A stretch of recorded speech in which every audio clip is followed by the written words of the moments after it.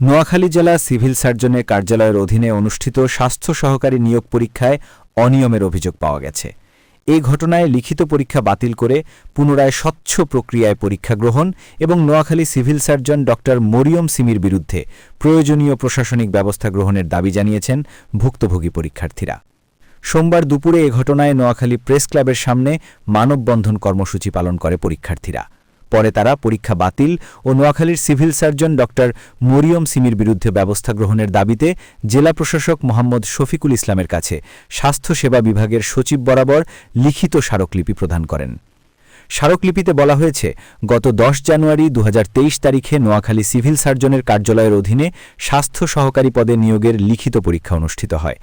পরীক্ষা এমসিকিউ পদ্ধতিতে না হয়ে লিখিত আকারে গ্রহণ করা হয়। পরীক্ষার্থীদের প্রশ্নপত্রের সঙ্গে উত্তরপত্র সরবরাহ করে লিখিতভাবে উত্তর দিতে বলা হয়। এতে প্রায় 8,000 পরীক্ষার্থী অংশগ্রহণ করেন। পরীক্ষা শেষ হওয়ার মাত্র 11-12 ঘণ্টার ব্যবধানে একই দিন রাতেই সিভিল সার্জনের কার্যালয়ের অফিসিয়াল ওয়েবসাইটে ফলাফল প্রকাশ করা হয়, যা একটি লিখিত পরীক্ষার ক্ষেত্রে অস্বাভাবিক ও প্রশ্নবিদ্ধ। এছাড়া সামাজিক যোগাযোগ মাধ্যমে প্রকাশিত তথ্যে জানা যায়, পরীক্ষায় অংশ না নিয়েও কয়েকজনের রোল নম্বর চূড়ান্ত ফলাফলে অন্তর্ভুক্ত রয়েছে।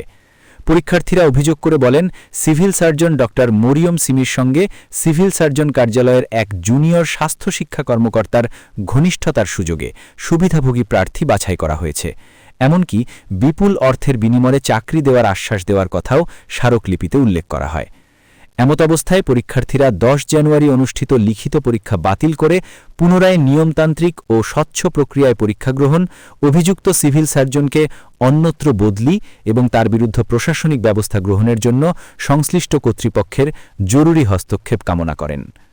অভিযোগের বিষয়ে জানতে বিকেল 3:15টার দিকে নোয়াখালী সিভিল সার্জন ড মরিয়ম সিমির মুঠোফোনে একাধিক ফোন করা হলে তিনি রিসিভই করেনি। অফিসে গিয়েও তাকে পাওয়া যায়নি। Salahuddin Suman, NK television.